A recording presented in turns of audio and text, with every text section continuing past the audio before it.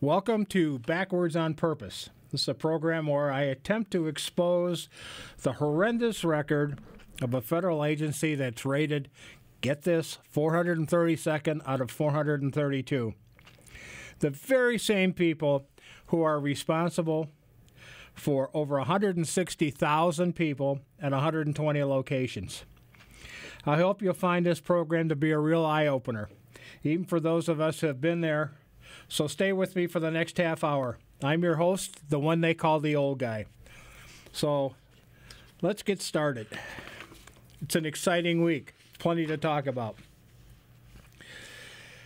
A couple of the issues that have consistently been in the news is poor sanitation, substandard food, poor or non-existent medical care, and a complete lack of testing puts everyone in the system at risk. As usual, their response is to ignore the problem and hope it goes away. That's why this broadcast was started, to shine a light on their waste, fraud, and abuse. One of the key issues here, and I think this is endemic of everything that goes on with these people, are sex-related convictions of staff at a number of facilities. You know, that's including the Federal Medical Center in Lexington, Kentucky. You know, and by the way, FMC Lexington is the only facility in the area that has a doctor. So I think it's just amazing that the number of sex-related convictions is absolutely amazing. One of the great issues, a Department of Justice Inspector General rips the agency for $2 billion, that's $2 billion with a B, in past due maintenance, and for cooking its books on the number of adults in custody with COVID, and for subjecting people to living conditions that, according to the Inspector General himself, were something you should never have to deal with. You know, it's if you talk about budget issues, okay, they've got $2 billion in past due maintenance that obviously was budgeted for in the fiscal year and funded. They've got at least a 40% staff shortage. They're short in the medical area. I mean, it's non-existent or little or non-existent medical care, and they're arrogant, pompous people that do it. Where's the money go? You know, think about this: leaky roofs, mold, mildew. It just you've got to wonder where all that money is actually going. I mean, $2 billion in past due maintenance, and then lying about the number of people that get COVID. You know, they were big on COVID testing. You know, oh my goodness, you got COVID, and put you, ship you out and put you in isolation and everything. It's just amazing. I think one of the other things amazing, if you needed to go out for a test, for some testing, and you had some prep, they put you in the shoe. Why would you put somebody in the special housing unit that is going out the next day for a colonoscopy or something like that? I mean, how ridiculous. You're prepping for a colonoscopy, and any of us that have had it, you know what's involved in that test. So why would you put you in a shoe because you're doing that, and then give you six little squares of toilet paper? You know, it is stupid. It's foolish. It's asinine, and it just reeks of incompetence. And then, you know, when the Inspector General pulls a unannounced inspection of the facilities, you know, it's so bad that he comes out and says, you know, no one should ever have to deal with that. But that's the norm with these people. You know, just the normal kind of thing. So It's really ridiculous. Something else here that some of us are familiar with. National Public Radio reports that the agency has misrepresented the accreditation of its healthcare facilities, as was done at one I'm familiar with, while compiling an actual record of ignoring and delaying medical treatment, especially in cancer care, leading to needless inmate disability and death. So if they're being funded for medical staff and they're supposed to be providing all the care that are required, I mean you people will tell you and others that, oh, it's top-notch medical care. My butt is top-notch medical care. It is horrific. You know, guys that are supposed to get blood tests and blood transfusions or bilirubin tests, or guys with cancer of the eye and end up losing the eye. I mean, or you can't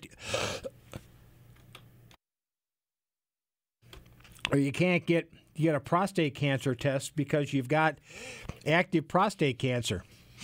Or they come in and upon your entry, they take all your drugs.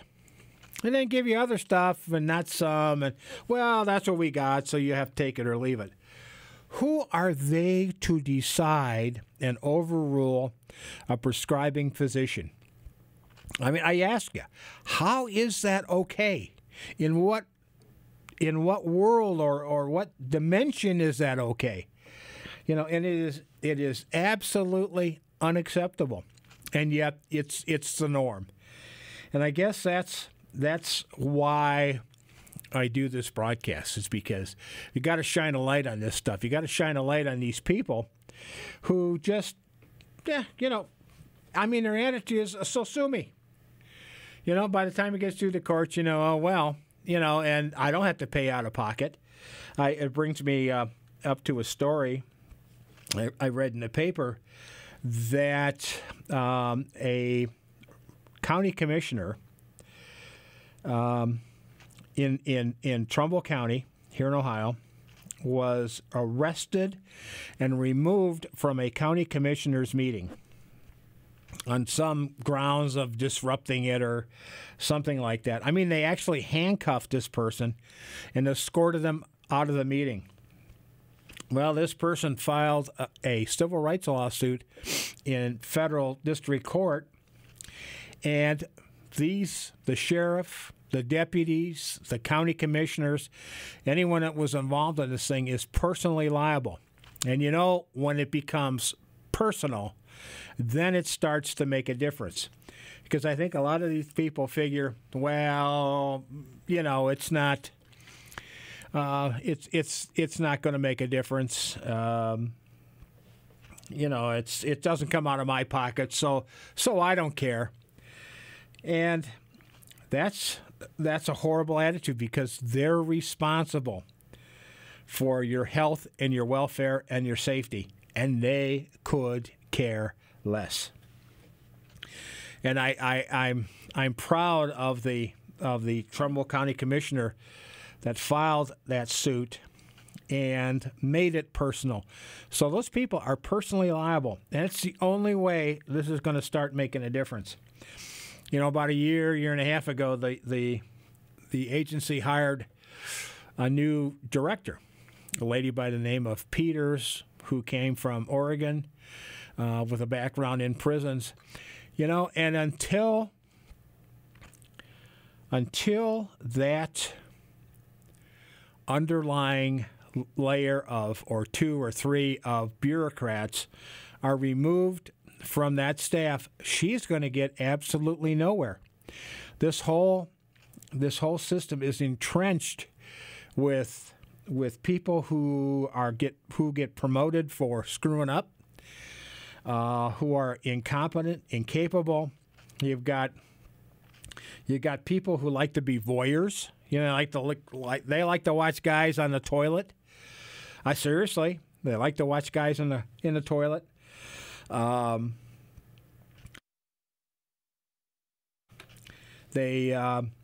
They like to strip search guys. They just get their ha-has off on doing that. And that's just, man, that's just wrong. That is wrong on so many levels. It's just unbelievable. But they're hurting so bad for staff that's the kind of people they get.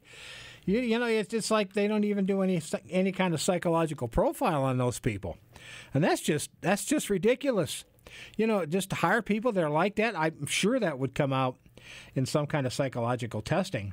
And then they're just brutal people, most of them. I think they get their jollies off running roughshod over people who can do nothing about it. Had one that liked to take his little laundry cart through, and if you had something laying out that you were doing or reading or working on things, you just throw it away. Just like that. Just throw it away. And heaven forbid you should challenge them, because I'm telling you, the next thing you know, you're in a special housing unit, and that's not a good place to be. Or people who are in the system that are doctors, that have been kind of railroaded for things, and the medical staff will look at them and go, well, you're not a doctor anymore. Well, the hell they're not. They went through 4 years of medical school. They went through residency program. They've been practicing. Tell me you're not a doctor? Maybe they lost their license, but they certainly didn't lose their education and their knowledge. But this pompous, arrogant, egotistical people that run the healthcare, they like to lord that over. You got some RN, and I know no disrespect to RNs, but you got some RN, trying to tell one of the doctors that they're full of it, and that's just ridiculous. You can't allow that stuff to happen. You can't allow the physical and mental abuse that goes on. Not so much physical. That doesn't happen too much anymore. But the mental abuse, I think their goal is to break you. And for most people, they accomplish that goal. So that's the thing about especially misrepresenting the accreditation of their healthcare facilities. The people doing the accreditation, I think it was just a bunch of crap to give somebody $1 million contract and have them go do it, because they never talked to anybody outside of the medical community, and we know the records were falsified. And they get accreditation, but it's crap. It's useless, it's meaningless. The things they do, the difficulties they cause, it's amazing. Cooking the books about COVID. Why would you do that? You've got people in close quarters. It's like being in the first grade. Somebody comes in with a cold, and a couple days later, everybody's got a cold.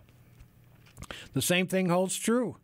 You got a bunch of guys in close proximity. One guy gets it, everybody gets it. And more often than not, it starts with somebody on the outside bringing it in. So, it's nonsense. Here's another one. At Federal Medical Center in Carswell, and I believe that's in California, despite a visit from Director Peters, continues to fail as a medical center. It is designated as a medical center.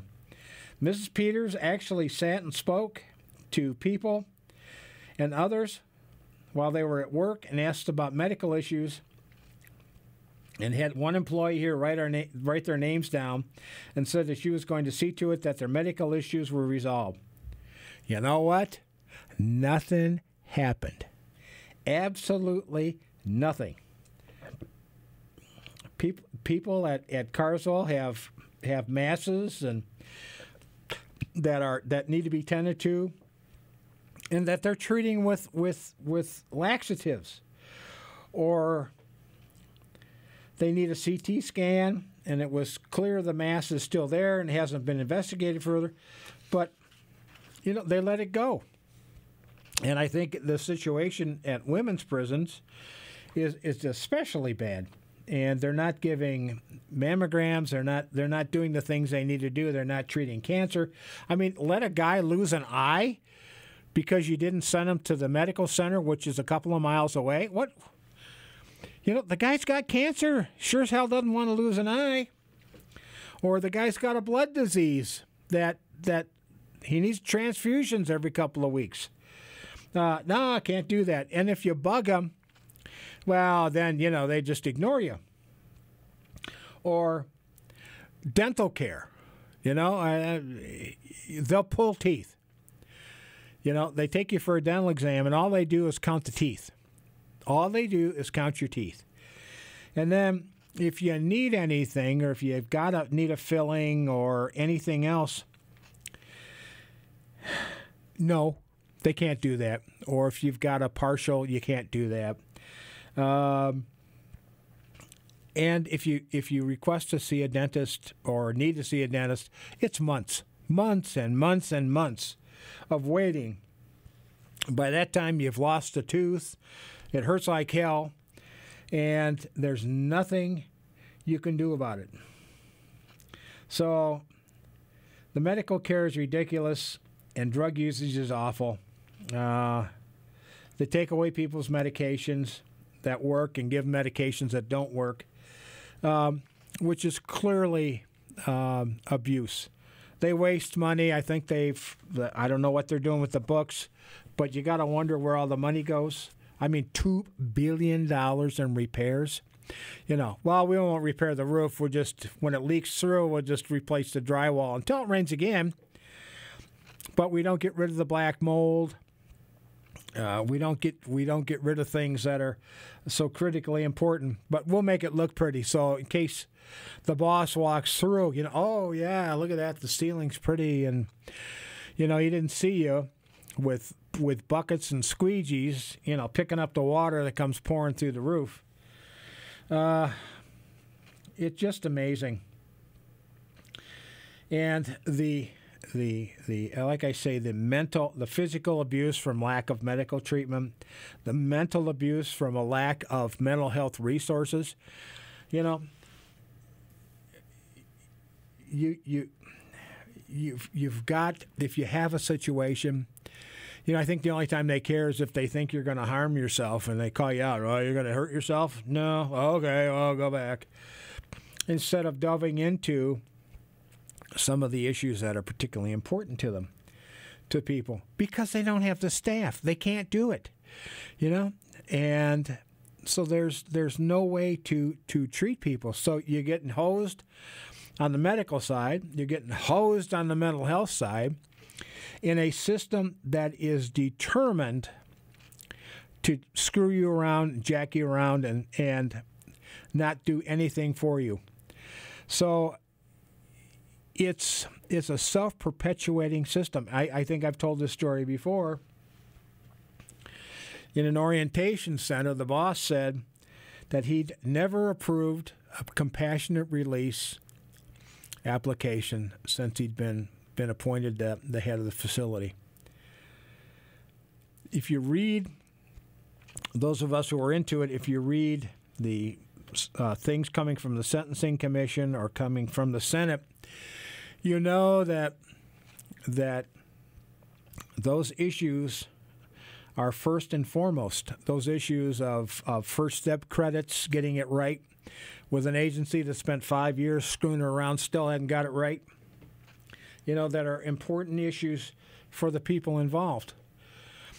I mean, and then the guy, you know, the head guy says, oh, I've never approved a compassionate release since I've been here. Well, you know, that's going completely against the rules, but then nobody's going to do anything to them. Nobody.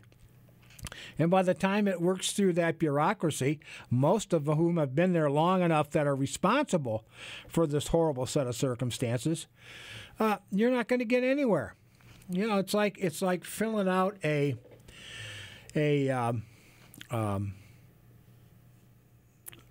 form for, oh, something's wrong. You know, you were denied release. Well, you got to go through 4 levels of appeals, all of whom are going to support the layer below them. And then at some point in time, they just don't even bother to answer. It's just a waste of time. If you question your first step credits and approximately when you're supposed to leave, it's being recommended that you start 2 years before that date to make sure that that unit team has it right, so they calculate it right. Or you're sent, to you have to report to a halfway house. Well, the halfway house can't accommodate you because they don't have either the staff or the resources to do that. Well,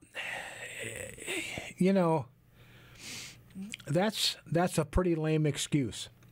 They're getting paid to do that. That's their job to do that. And it's the responsibility of the bureaucracy to make sure that there is sufficient room to accommodate everyone. And they don't. They don't care. Nobody cares. And how do you fight that? How do you beat that? You're stuck in a system that is brutal, that is not providing you with any kind of service whatsoever, either physical or mental. You're putting yourself in harm and great danger, especially if you're older and have some things wrong with you.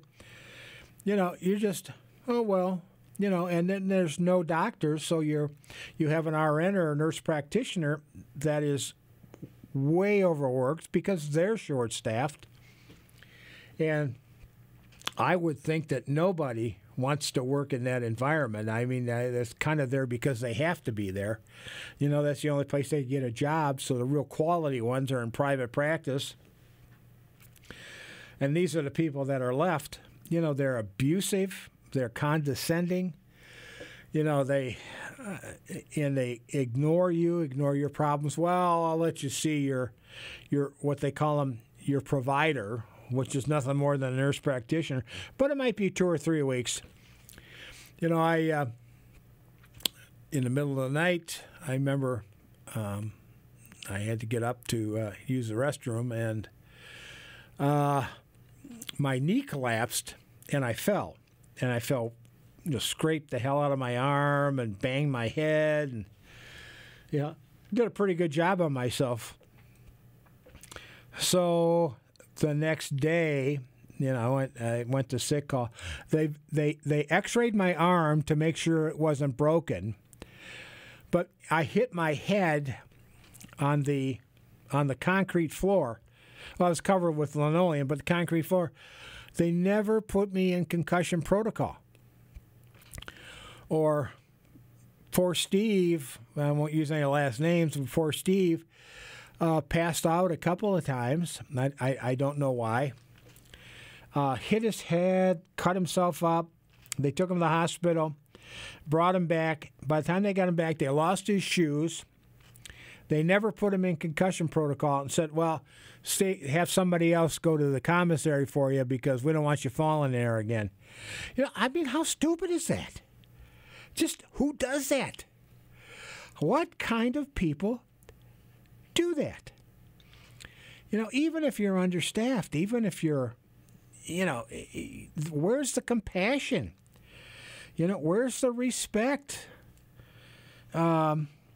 These people aren't even polite. They think you got, they're condescending and it's just, or, on the other side is people that just don't care and they're just there to collect a paycheck and they don't do anything. So it's just an absolutely ridiculous situation for people that get involved in that system.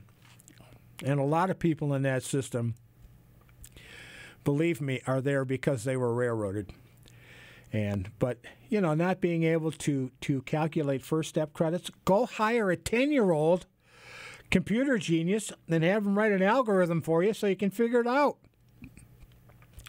Or go to a state university like here at Bowling Green State University, go to the computer department, tell somebody what you need, and they'll figure it out for you right away. No, we just kind of go around and, we'll play with it and we'll make up our own rules and we'll kind of do what we want to until we're absolutely forced to. They're in the business to keep that, for their funding, to keep that number up. Although I sure as hell like to know where that funding goes. I'd like to see an audit. It's like the idiot who orders too much milk. And because they don't have the refrigeration for it, we'll just throw it out. They give it to a food bank. Give it to somebody. Oh, no, we'll just throw it out. I mean, who thinks that way? They wouldn't do that at home. Their wife or husband or somebody, orders too much, buys too much milk. Oh, we'll just throw it out. Well,